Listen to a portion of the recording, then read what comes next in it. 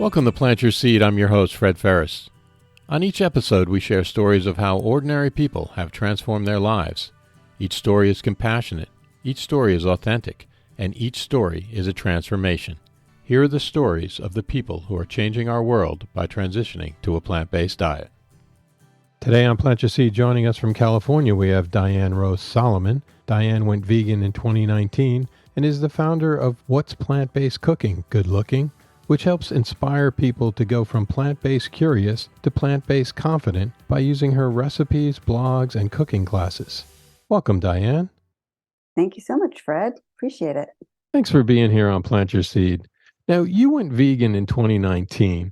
Can you tell us how and why you finally decided to make that transition to a plant-based diet? It was really a long process, many, many years that started in college. I read Animal Liberation by Peter Singer in a philosophy class, and I went vegetarian immediately. This was back in the 80s. And it lasted a week or two, I don't know, however long, until I, out of convenience, realized that it wasn't conscious to not be vegetarian. It wasn't convenient. And then, there was always something in the back of my mind that it wasn't right. Like now that seed had been planted, if you will. Mm-hmm. And, I couldn't extract it, but it was just too inconvenient to think otherwise. Fast forward, and by the way, the rest of this part is actually germane to it. Fast forward to 1995, I got involved with companion animal rescue, dogs and cats, mostly dogs. And then in 2009, started writing books about animal rescue. But I never made that connection between the one set of animals that I wished to rescue and then the other set of animals that I was eating. Mm-hmm. And there was just never that disconnect. But there was always something in the back of my head that had been planted years before. But I decided that there was a hierarchy of animals that were okay to eat. And at some point, I decided cows and pigs were off the list. And then at some point, a few years later, I decided that, well, chickens don't deserve to be on my plate either. Mm. And then I had a spiritual epiphany about fish at one point. Fish was really hard for me to let go of because we were sushi eaters. And I was really in that camp of, well, fish don't really, I didn't have a sense of fish and the issues around fishing and fish feeling pain and everything. But then eventually I did. I was kind of looking for an excuse to stop eating fish, and I found it. And then I started learning about the horrors of the dairy and egg industry. And it was like, oh my goodness, what am I doing? Like, I'm already vegetarian at this point. Let's just go and let's just do it. And I actually remember seeing a cartoon. It was a dog on the outside out of a fence and then a cow on the inside in a pasture. And the cow looked at the dog and said, how come you get to sleep in their bed and I end up as dinner on their plate? And it was one of those really visual, oh my goodness, like I'm done. Mm-hmm. And so, it was like the end of 2018, early 2019, and I went vegan. Wow. I have a question for you that I'm curious about. I know it was a long time ago. Yeah. But can you take us back to the feeling after reading Peter Singer's book, Animal Liberation? It was just so eye-opening. And again, it was a philosophy class. And I remember the professor was really cool and really like what you would expect of a philosophy professor in the 80s. And he was just really open to our thoughts. And I remember feeling horror and also like just enlightened also because I grew up like most of us did with the standard American diet of meat, potatoes, vegetables. You're lucky if you got a vegetable. I mean, I grew up with vegetables, but many people don't. And so it's just what we ate and how serving tongue from the deli didn't tongue. It's called tongue. Why was that not a red flag to me? I don't No, get it. right? I But yeah. remember one time we didn't have a lot of money when I was growing up. My dad passed when I was 9, so I remember one time we had bought a full cow and we had put it in the downstairs freezer, and every night or every week would go down and pull something out of that. And then we got down to the last type of stuff was like tongue, and I was like disgusted by it. But you don't put that together. Why? Mm-mm. What is it about that connection that you think people don't put that together? That's a really good question. And I think we don't want to put it together. I think there's a part of us that doesn't want to put together. But I also think we're so conditioned socially that this is just what we eat. Mm, And until somebody who's paved a path before us says, you don't have to eat that anymore, and then the light bulb goes off. I mean, I'm not one to like create a new system, but I'm really great at following a system if you present it to me. right. And so I wasn't, the one saying, oh, we got to stop eating this. But when other people were doing it before me and going vegan before me, it was like, oh, this is great. I just have to follow what you do. Brilliant, Yeah. You said that fish was the last thing. Well, it wasn't the last, but it was the last, shall we say, meat that you ate. Mhm. How was it that you decided to stop eating fish? Wow, I actually have not shared this publicly yet, but it was actually for spiritual reasons that I chose to stop eating fish. I I was pulling cards. I don't know if you're familiar at all with Jamie Sam's. Oh, it's like spirit animal books, and I can't remember the name. Medicine cards. That's what it is. Medicine cards. And I actually pulled salmon and learned that salmon was one of my spiritual guides. And I Mhm. decided I can't eat my spiritual guide. How am I going to know which way to go? But I was really looking for an excuse, and there I pulled it. I'm like, that's it. I'm not eating fish anymore. And it sounds totally crazy and weird, but that's kind of, I guess, what I needed to get over that hump. Now, when you were speaking of hierarchy, Hmm. what is it about that line that just seems to kind of go up and down, right? Like horses you don't eat, cows you eat, dogs you don't eat, pigs you eat. It's not like it's a straight line.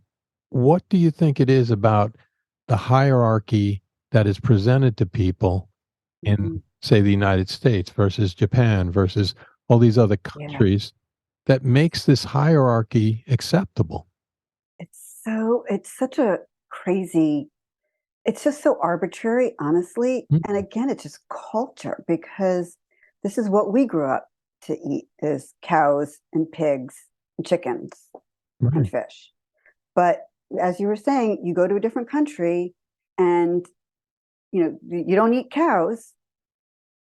In another country, you eat dogs. right, And so how it starts, I'm sure it goes back, many, many, many years when that somebody decided that this was okay, or and I couldn't certainly tell you the history of how it all started, but it is actually fascinating that what we consider, there's a big rescue movement towards, not eating dogs out of, Korea or China, right. but you know who are we really being by saying don't eat those dogs?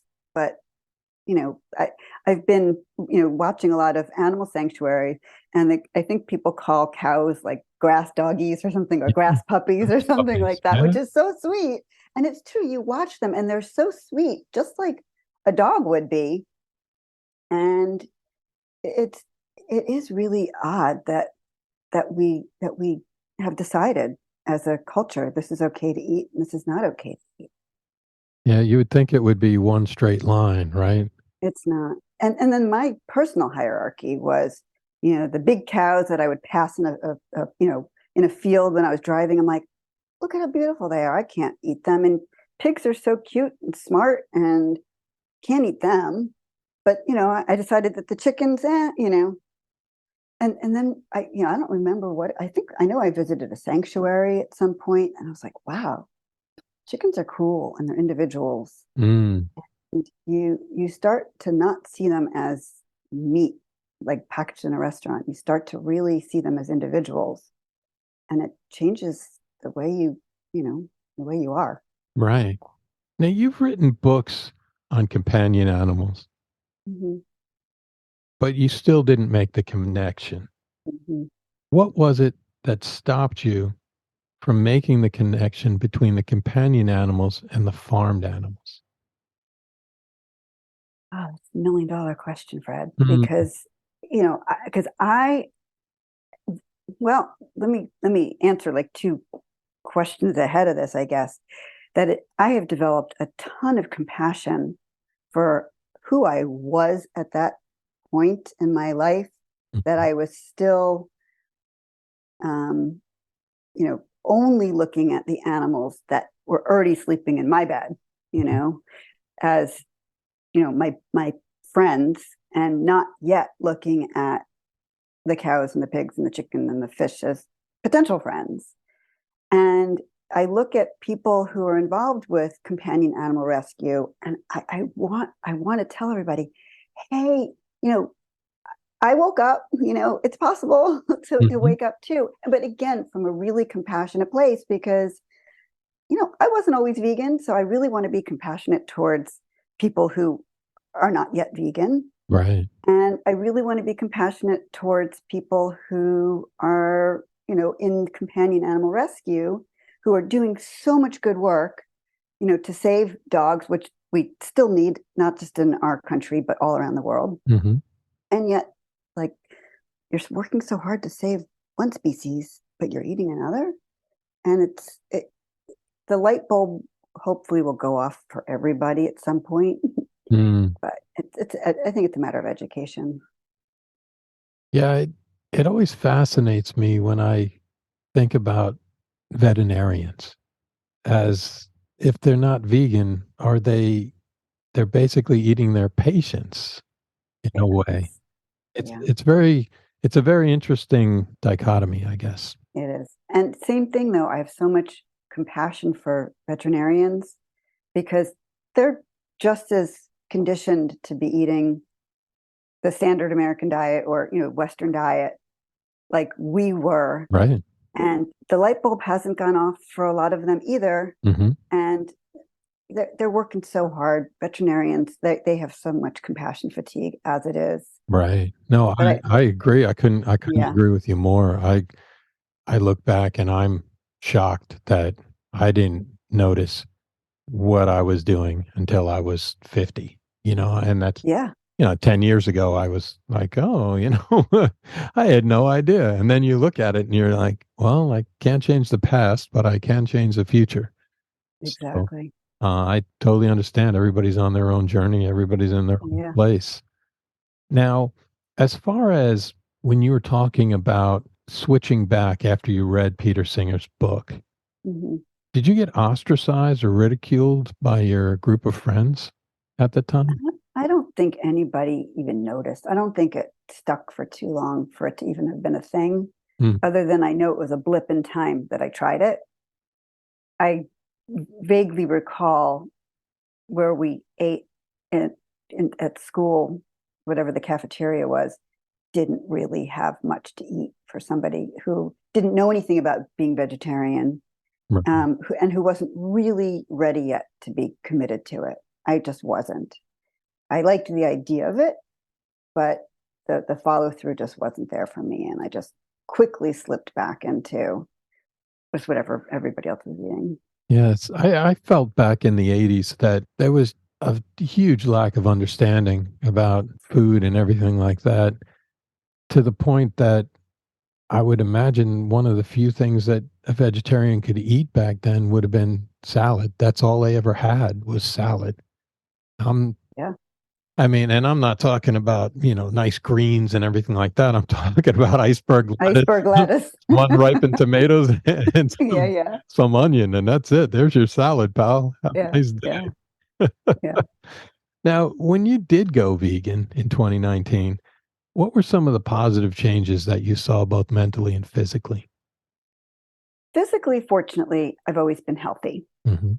But when I first went vegan, I was eating a lot of processed foods, just the easy stuff that a lot of vegan people eat when they first go vegan.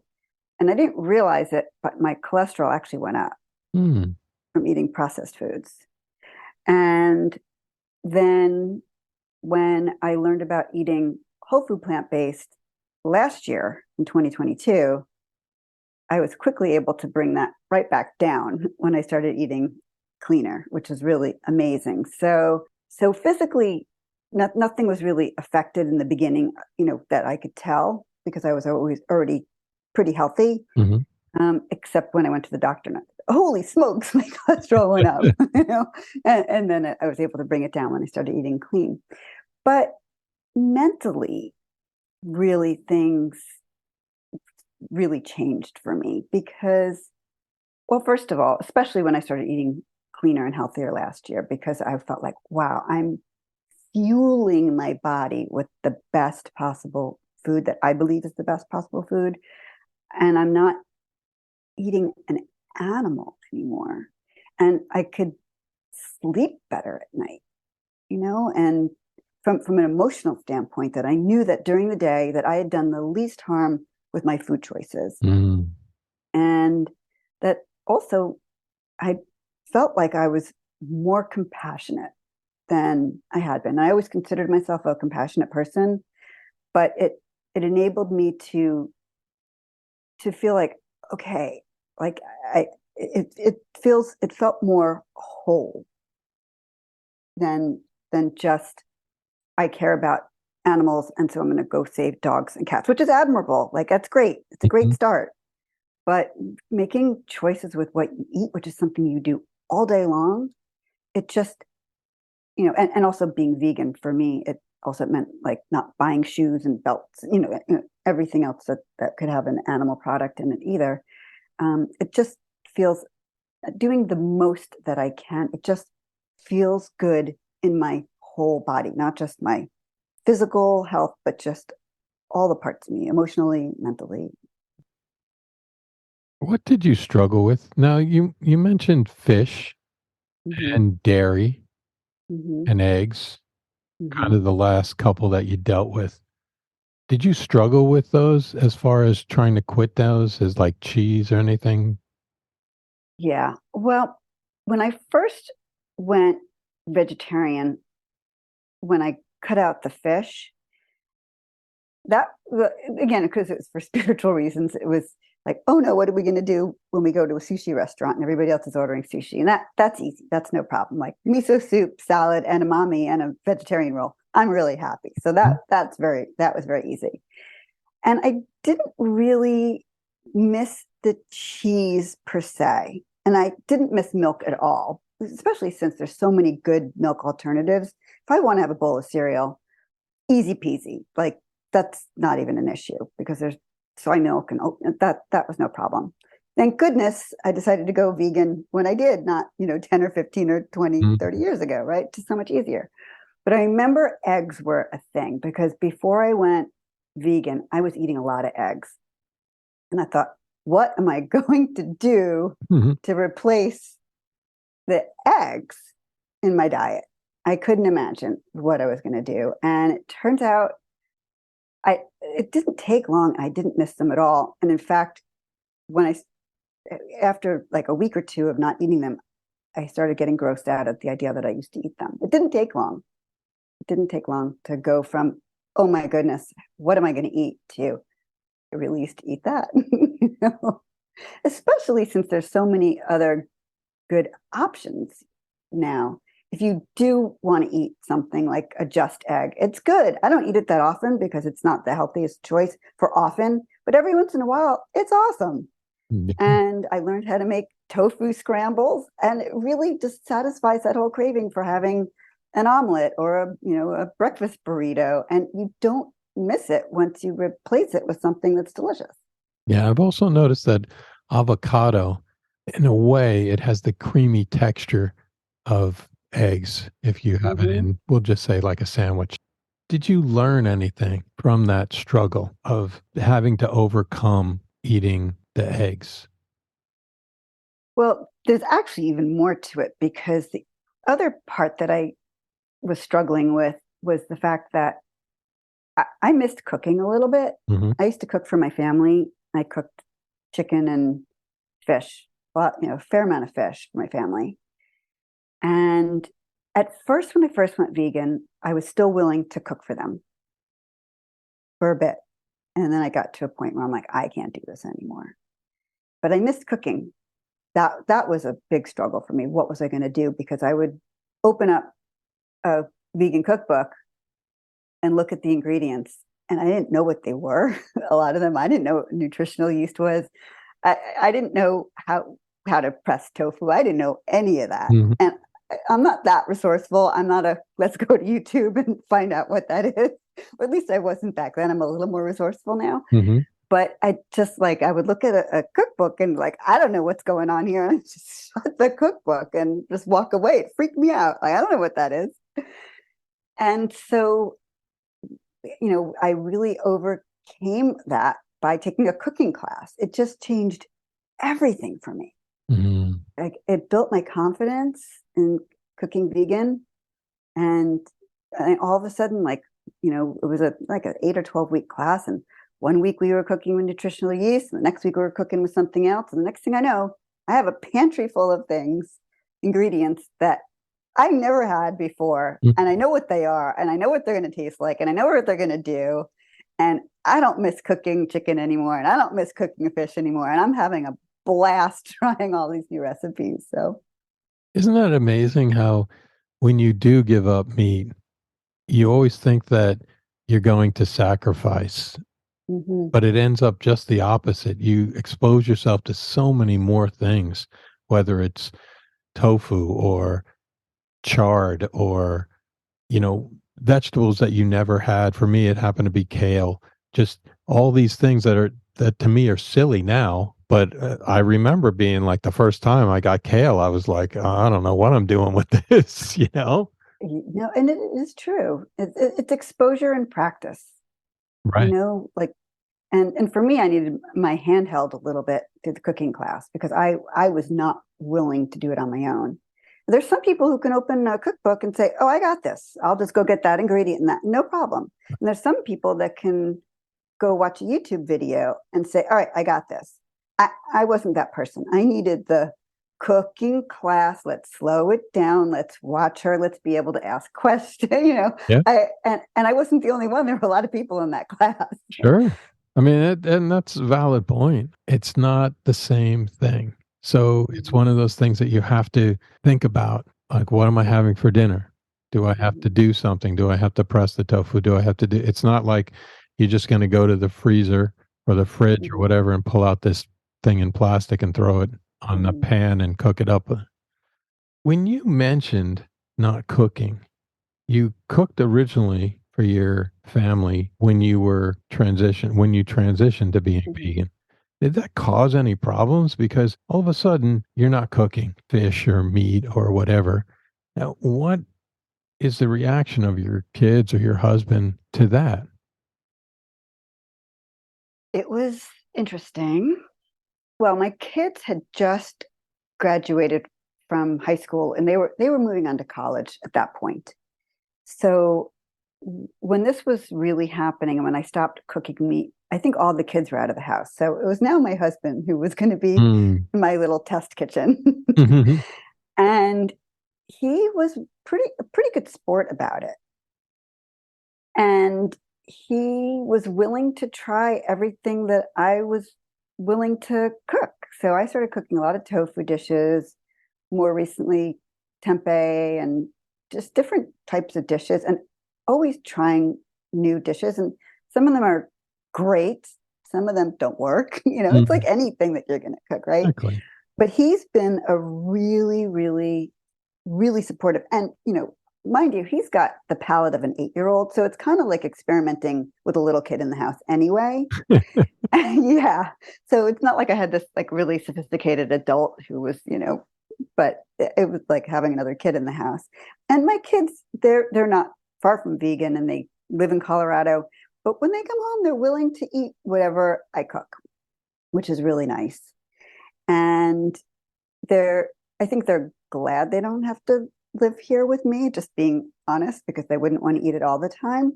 But every time my husband eats another dish that he likes, he says, "Oh, I think the kids would like this. I think the kids would like this." So he's been a good barometer for stuff like that. And, I want to add too that a bunch of years ago, my husband's cholesterol was really high, like 258. Mm. And then when I learned about whole food plant-based lifestyle through the Cornell program that I took, their plant-based nutrition program last year, it coincided with him finding out his cholesterol had gone up and down because he would cut out meat, but he didn't know how to replace the heme iron from the meat with a good plant-based source or multiple plant-based sources. And honestly, I didn't either at all. But then I learned about whole food plant-based cooking, and which coincided last year with him hearing from his doctor that he was about to go on statins. Like he needed to figure something out where he was going to go on statins. And I said, whoa, whoa, whoa, can we slow this down? Because I just learned about this healthy plant-based cooking and eating thing. And can we try that? Like, you wouldn't be the first person to be an experiment on this. So could we just give it a few months and let's try to change what you eat? And he said, all right, we'll try it. And his mother said, oh no, this is hereditary. He'll be on statins. And I said, let's just see. And within a few months, his cholesterol went from 258 to 178. Wow. All because, and he's not even 100% plant-based, but he's very plant-based in the house. And we just make sure that we eat really good rounded meals. And, it's amazing what it can do. What is it about cooking that makes you so passionate? Oh, well, I remember having a thought years ago because both my grandmothers cooked, my mother cooked, not every day. My mother worked, so she wasn't going to cook every night, but she cooked a few nights a week, and she was good cook. She's still a really good cook. And I remember thinking, well, I wouldn't want that to end with my generation. Now, whether or not my kids end up being cooks, I had no control over, but I didn't want it to end with me. And so I wanted to learn how to cook. I feel like there's something really nice about providing a meal for your family. And also it's significantly less expensive than eating out all the time. And you can control what you're eating. And even if you're bringing in quote unquote healthy food, every restaurant's using a lot of oil, a lot of salt, a lot of sugar. And I'm not a no oil, salt, sugar person at all, but I've dramatically decreased it. And so you have so much more control over what you eat. So it's from the practical of being healthy and being affordability, but also from the love standpoint of being able to create something with love. And a lot of times when I'm cooking, I say that actually out loud, like I'm infusing this meal with love because I'm standing here creating it. It's very powerful. What is one thing that is exciting for you right now in your project or your life?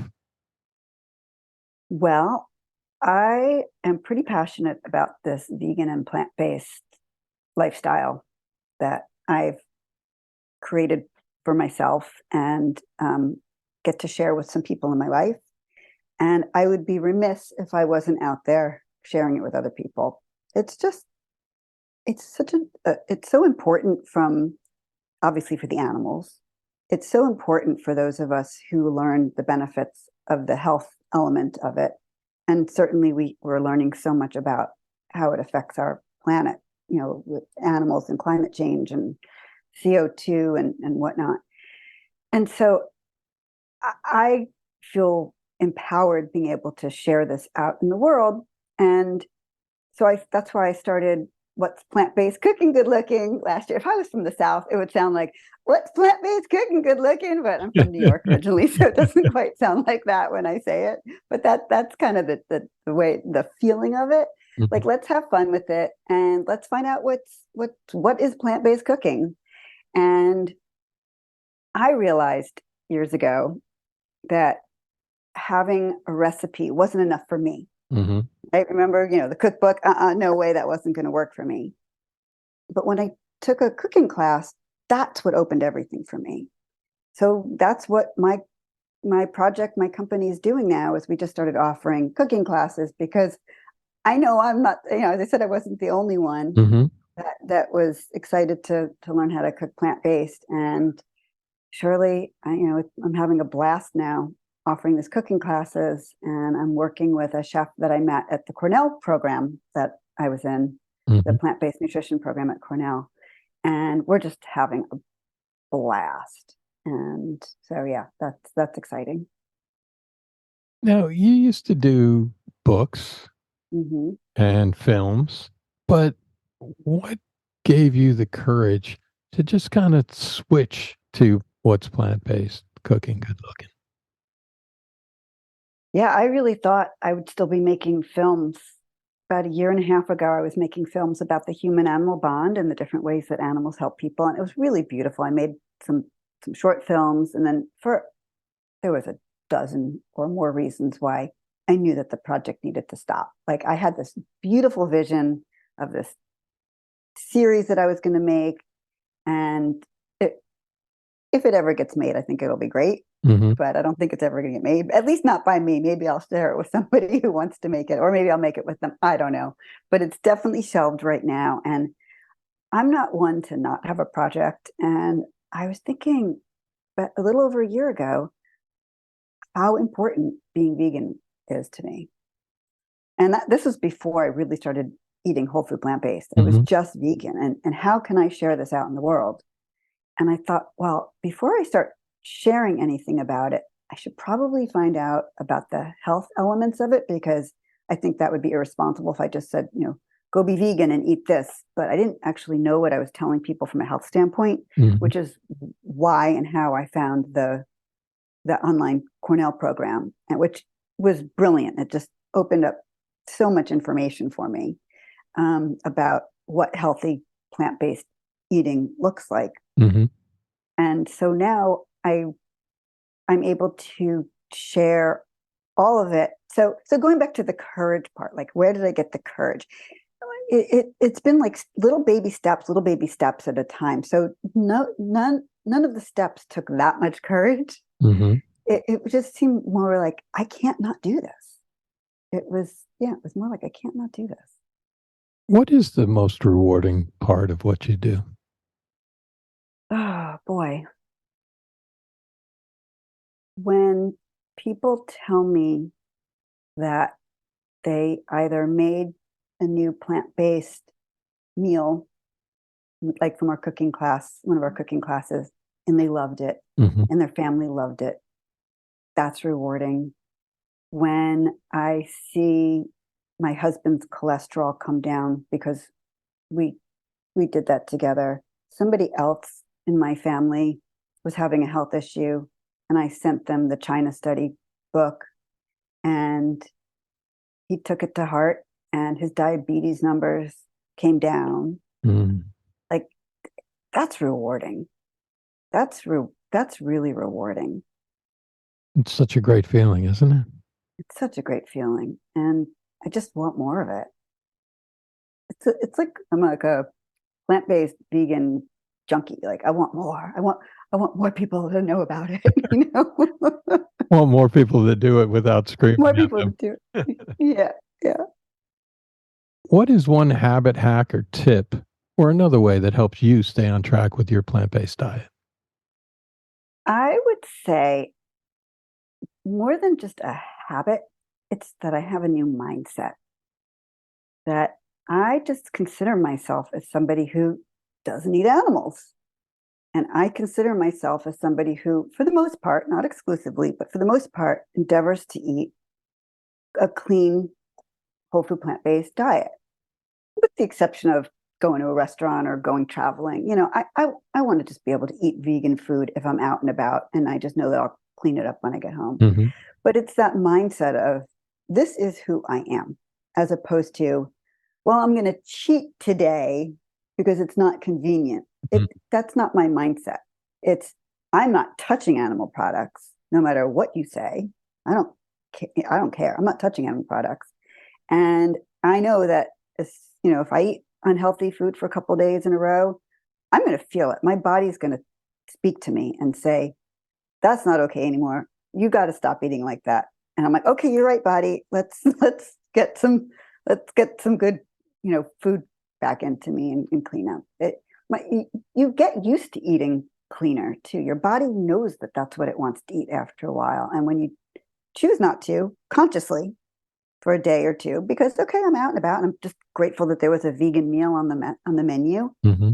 And then you get home, you're like, okay, enough of that. That was fun, but done. I find that your body will really push you. Like recently, I kind of had the same situation. I was traveling. I didn't eat very well, but at one point, I just felt like I had to eat some greens. You know what I mean? It was Mm-hmm. just like one of those things that my body was telling me that you need to eat more greens. And I find that that's interesting that you really need to listen to your body. Has that been your experience? 100%. And I think that when you're still eating the traditional Western diet, you're not that in tune to there's exceptions, of course. Hmm. There's exceptions, of course. But I think that when you do start eating a healthy, whole food, plant-based diet, you really become in tune with what is it's fuel. You're fueling your body. Mm. And I've said fuel a couple of times, but it's not at the exclusion of good taste. It's not just, in fact, that was one of my fears when I went vegan. Like, am I just going to eat pasta and oatmeal and salads? Like, is that what I'm going to eat the rest of my life? And, I've learned that it's not restrictive. In fact, a friend of mine said, oh, being vegan is not restrictive. No, it's so expansive. It's Mm. so great. I'm having so much fun eating all these new foods. Some of them I cook, some of them I find in restaurants. It's just been really, really fun.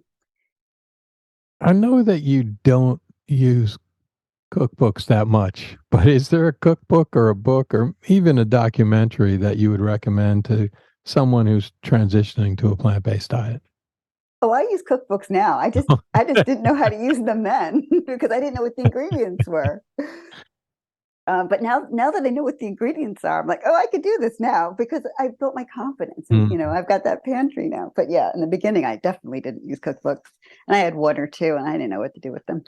But the woman who taught that first class, she's fairly well known on the internet. Her name is Sam Turnbull. Her company is It Doesn't Taste Like Chicken. She's got a great blog, tons of recipes, but she's got a couple of cookbooks.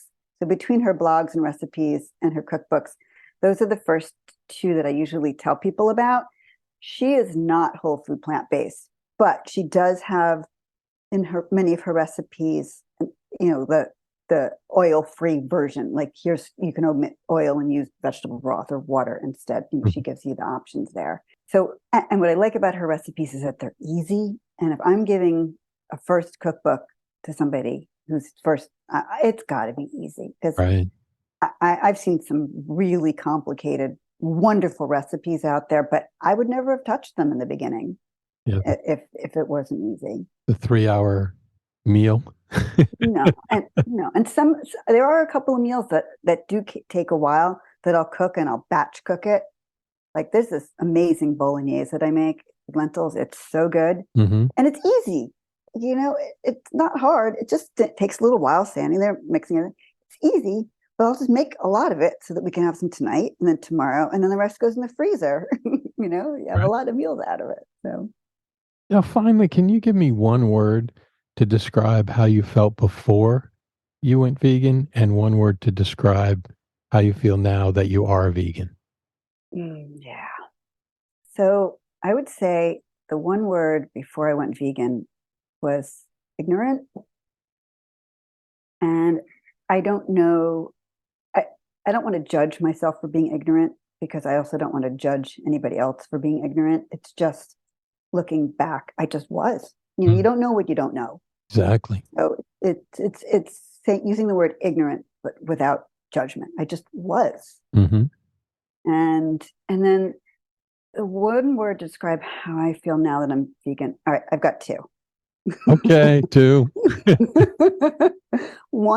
The first one is hopeful that this is all catching on. I do feel hopeful.